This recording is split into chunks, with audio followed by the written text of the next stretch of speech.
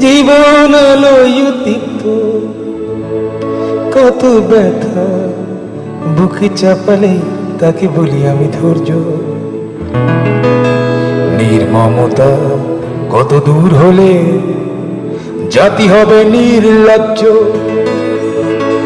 আমি চিৎকার করে কাঁদিতে চাহিয়া করিতে পারিনি চিৎকার। আমি চিৎকার করে কাঁদিতে চাহিয়া করিতে পারিনি চিৎকার। বুকের ব্যথা বুকে চাপায় নিজেকে দিয়েছি ধিক্কার।